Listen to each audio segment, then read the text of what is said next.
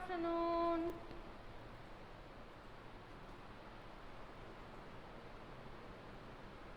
Only 3 of you, Anulipi, Ashmita and Bharat. Where are others?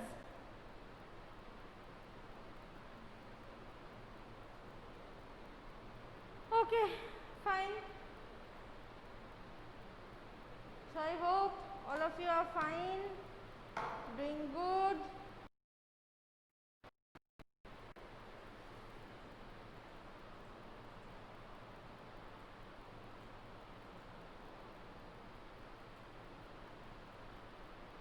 Sleeping? Yes, absolutely. Absolutely. Others are sleeping, but I'm happy that you are all there present for the class. Okay, now it's at least 7. So good. Okay. So let us start now what we were discussing for the last day. That is, we were discussing about the revolt of 1857. We have discussed about the causes and the spread of the movement. We have discussed about the leaders, right? And we have also discussed about how it was going to end and how it ended. So we have seen that how Bahadur Shah Zafar, the last Mughal emperor, he became the reason of British's audacity, and he was arrested, he was tried and sent to Rangoon, and in the year 1862 he was dead due to his age definitely, but he died there, and he had a, what we can say, he had a wish that he should have been buried in India, but it was not successful. Not only that, there was nobody to offer him the soil. He was dying in the foreign soil, and there was nobody of his family members, of his children, because all of them were dead by then. And I told you that after Bahadur Shah Zafar's decision was taken, slowly all other leaders of the revolt, they were arrested, they were taken into account, they were killed, they were tried, they were hanged, or they either died accidentally or they died fighting in the field. So in this way, the revolt of 1857, which started with the death of Mangal Pandey in the 29th March 1857, ended by the next year, that is 1858 September. But this revolt, as I told you before also, that this revolt had a far-reaching consequences, and the result which it had, it shaped India's present, future, and today we will discuss about the result or the consequences of this revolt and some debates about this revolt. So firstly, that when in the month of September this revolt was stopped, this revolt was suppressed. The news was sent to the British Parliament House in England, in London. The letter was sent through telegram that the revolt has suppressed. And as soon as the revolt was suppressed, the revolt ended. One of the very important announcement was made by Queen Victoria of England. She announced in the month of September 1858, Queen Victoria, she announced that the rule of East India Company in India, the rule of East India Company in India is going to be destroyed. The company is abolished. The company is no longer there, and now onwards, and from now onwards, India will be ruled directly by the British government, and Queen Victoria will be the actual ruler of India. As she ruled her British subjects, she is going to rule her Indian subjects. There will be no discrimination, there will be equality to all, and India will be a proper colony of Britain, not a company rule anymore.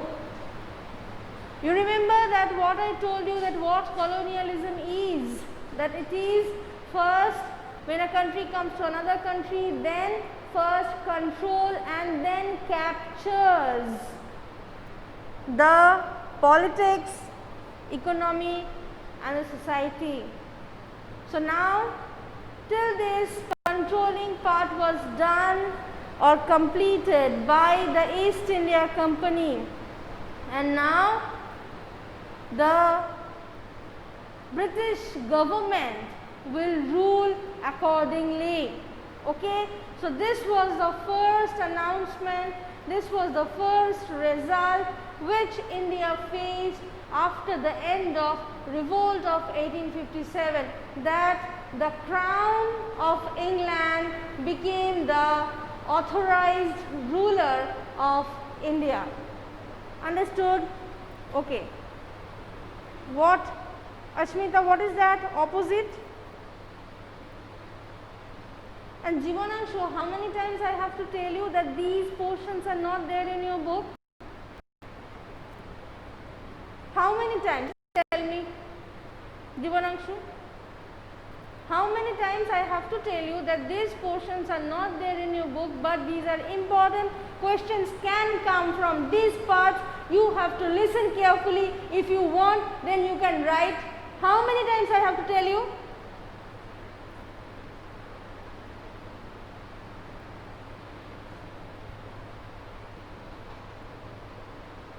No. First rule na, first control. First rule not. Ashmita, first control, then capture, not rule. Rule and capture is almost same. Control, then capture. Okay? Fine. And Jivananshu, if next day, if I see this same kind of a question, ma'am, page number ta please bolben. Na, ami bolbo na kon page number ta. And I don't give answers with written Bangla questions. Nobody is writing Bangla here, you are writing Bangla. And if you have a book, you check the book, whether you find it in the book or not. Nobody is asking this type of questions, you are always.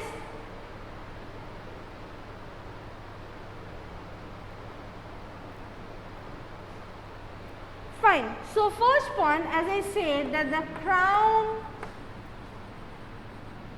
rule started. So crown rule started in India. So Queen Victoria became the actual ruler of India, right? Secondly, as previously when the company rule was there, the Governor General was the supreme post.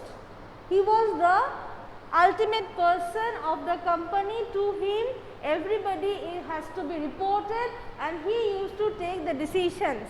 But now onwards a new post, a post of Viceroy was created.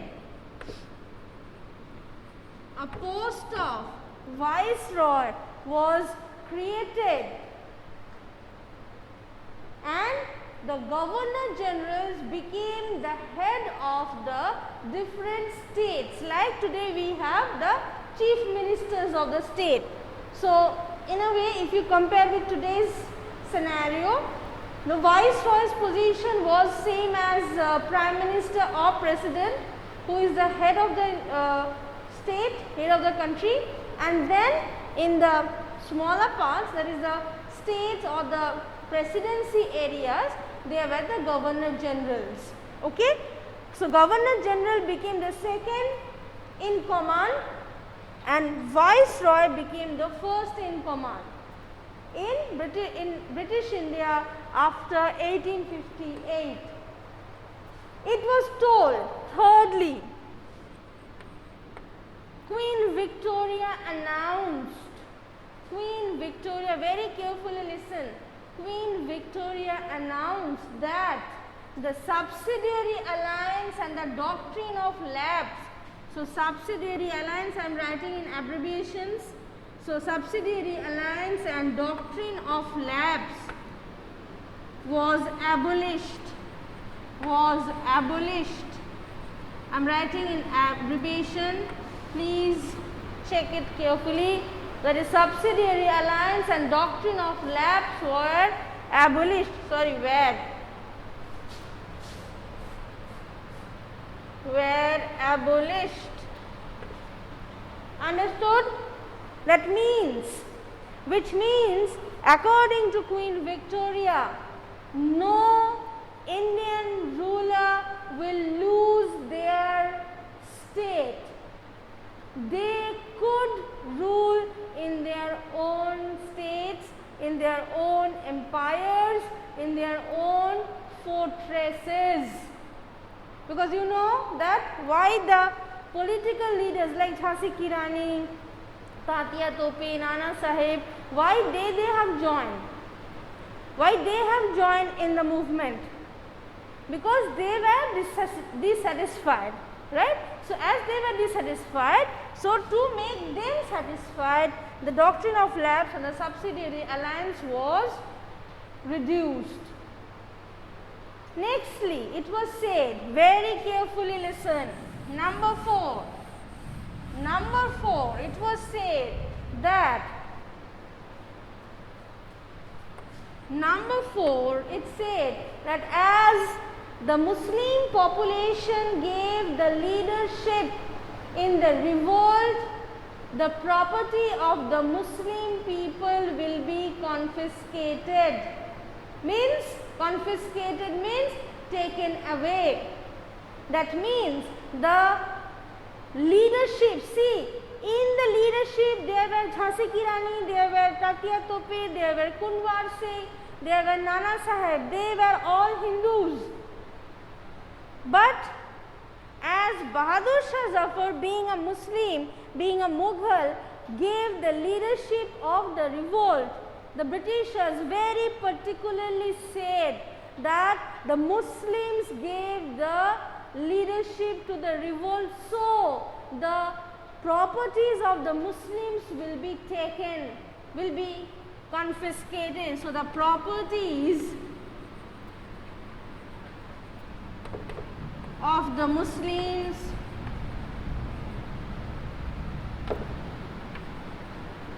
will be confiscated, which means that all the properties of the Muslims will be taken. Why do you think that the Britishers have made this provision? Because they wanted to create a division. As soon as this will be displayed, the Hindus will be very happy, Hindu Rajas will be very happy that okay, we have our property, we can rule in our own place, we can rule in our own empires, but the Muslims cannot. The Muslim Nawabs, they cannot. So the Muslims, they will go suppressed and the Hindus can be go upheld. Remember this when we will study the national movement under Gandhiji. That is the topic which we will study, I think, the next. Remember this, what was the consequences, as I said it before and repeatedly I am saying it, that it has a far reaching consequences. So, fourth point, properties of the Muslims will be confiscated. Nextly, it was said that no religious pressure will be there. No religious pressure. No religious pressure will be there. That means everybody will be allowed to practice their own religion, because you know during that time there was a discontentment regarding the socio-religious point of view. Regarding the socio-religious point of view, there was a huge discontentment. So the Britishers, so the Queen Victoria has solved it by saying that no religious pressures will be there. Okay? Next, as you know that the immediate cause started, or the immediate problems started with the military and the soldiers, right? So what happened in the next point, that ratio of Indian soldiers will be less. The ratio of Indian soldiers in the British Indian Army will be less, which means that the Britishers in earlier days, they used to recruit more and more Indian soldiers rather than the British soldiers, because it was not possible for them to bring a number of British soldiers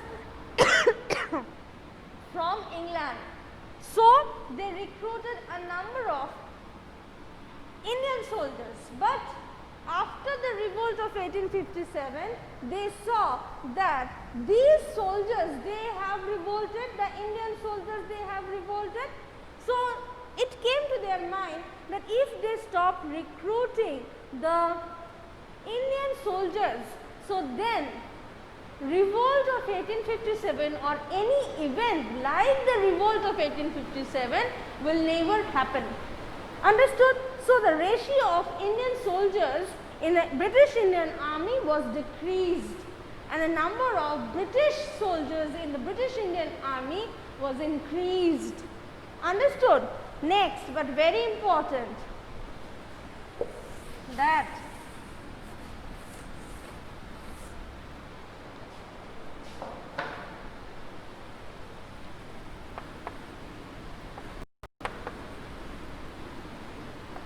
Afghans, Gorkhas and Sikhs were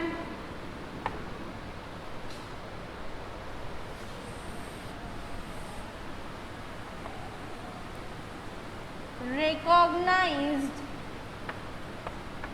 as a martial race. That means that the Afghans, Gorkhas and the Sikh, these three communities were considered or recognized as the martial race. That means those who can fight. And it was told that Indian soldiers will be only recruited from these groups. Why? Tell me. That only from these groups the soldiers will be recruited from Indian side. Because during the time of revolt, these three communities who were in the British Indian Army fought for the Britishers and against the Indian revolt. Imagine, India is so unified that some Indian soldiers, they fought against the Indians. They killed many Maratha soldiers, they killed many Bengali and Bihari soldiers because they fought for the Britishers. And Britishers, they became very happy that these soldiers, they are being loyal.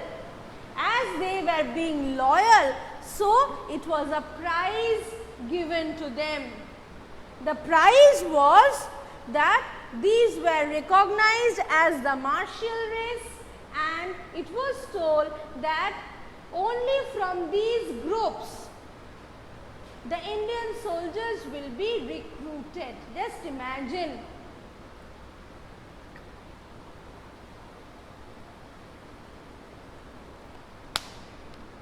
Okay, fine.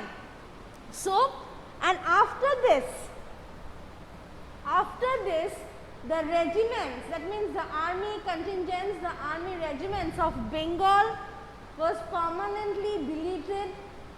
The Bengal regiment was not there, the Bihar regiment was not there, because the Bihar and Bengal regiment were the two regiments who started the revolt in 1857.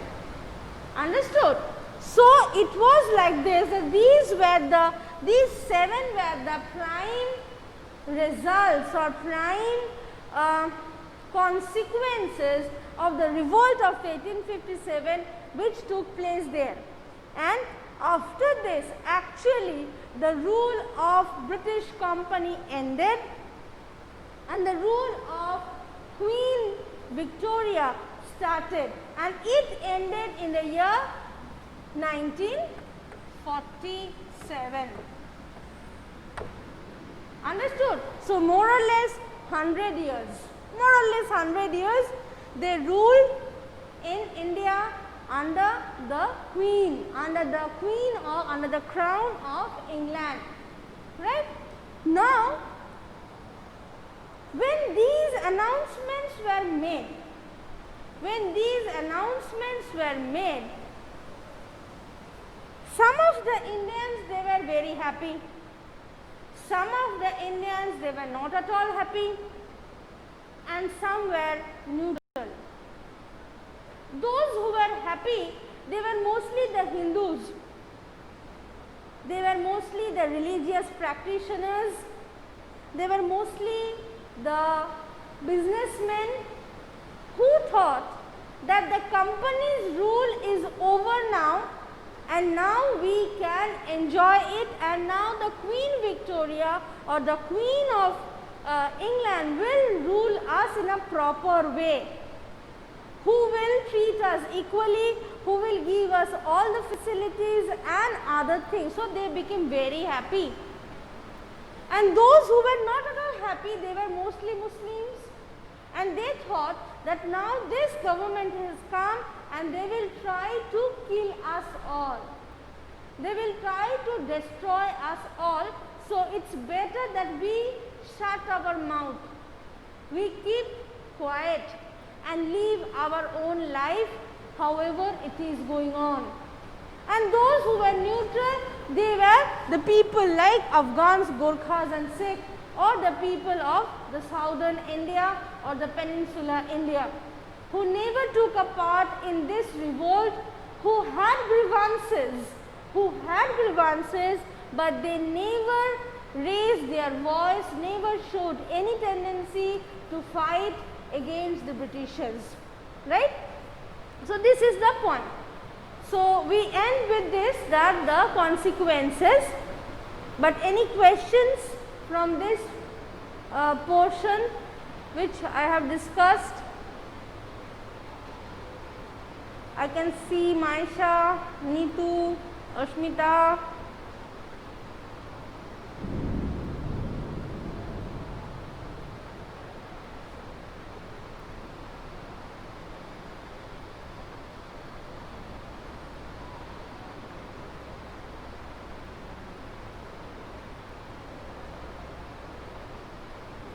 Ashmita is typing something.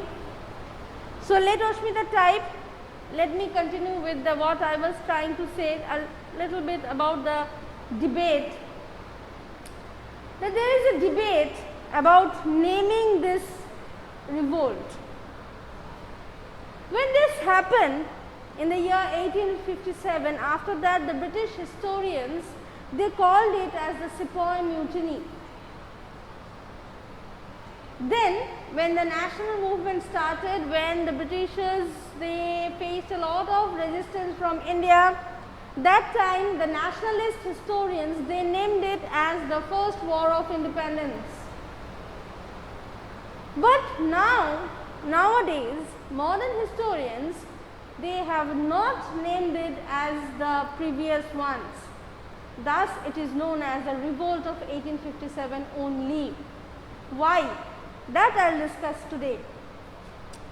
The first point, why it was told as a Sepoy Mutiny, because the British historians, they didn't wanted to tell to the world that there was a huge revolt of India. Ma'am, please repeat the portion you told the last about the categories of people of the new government.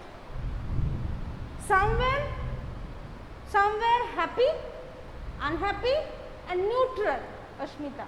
Happy those who got something, that means the Hindu Rajas or the Hindu merchants or the Hindu religious people, because Britishers never gave any bad kind of attitudes towards them.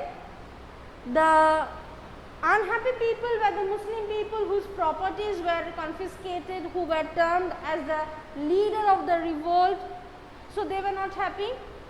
And another people like the Afghans, the Sikh and the Gorkhas, they were neutral. They didn't have any feeling because they were working, they had a job, so they were fighting for the Britishers. So they were loyal, and the South Indian people or the Peninsula India, they had no feelings for this revolt or this whatever you call it, right. This is the three categories which were present during that time. Okay, so what I was telling, that why the Britishers, they call it a Sepoy Mutiny, because the Sepoy Mutiny is an easy name which you can give it, because if you give all these details, that there was a social aspect, there was a political aspect, there was a religious aspect, there was a military aspect, all these aspects, if you present it in the world, before the world, then people will raise hands against the Britishers. They will say that you cannot control the Indian people because you don't provide proper rules and regulations, because you don't provide proper food, you don't provide proper money, you don't provide proper things to them, so they revolted, so it's your fault. So, to stop that criticism, the British historians, and during that time only the British historians were present, they showed this revolt of 1857 as a mere Sepoy Mutiny, that the Sepoys were unhappy for their salaries, for their religious purpose, for the Enfield rifle, so they mutinied and we suppressed the mutiny, that is all. But during the national movement, people said, the nationalists who fought in the freedom movement, like Gokhale, like Umesh Chandra Banerjee, like Surendranath Banerjee, like V.D. Savarkar, they said that this was the first war of independence where the Indian people, they fought against the Britishers to remove them. But that is also not true. Why? Because when you talk about a first war of independence, there should be the presence of the whole India. So why these Afghans and Gorkhas and Sikhs, they have supported the Britishers? Question mark. Why the peninsular India and their Rajas and their people are absent from the revolt? Question mark. That means you cannot call it a national war. And it is not also an independence war, because after removing the Britishers, they wanted to bring back the old Mughal system. So nothing new. So they didn't wanted to freedom from the backdated rules. They wanted to go back. They never wanted to go forward. They never wanted to bring something new, but they wanted to go back. Removing the Britishers, they wanted to go back. So that's why it is also not a war of independence. So that's why today the modern historians, the modern Indian historians like Sumit Sarkar and all, they say that this was actually only the revolt of 1857 or the rebel, which actually shaken the flow of the British rule in India, right? Understood? So in my next class, tomorrow there is a class. So in my next class we will discuss about the personification and something related to the other culture. Okay? So till then, goodbye.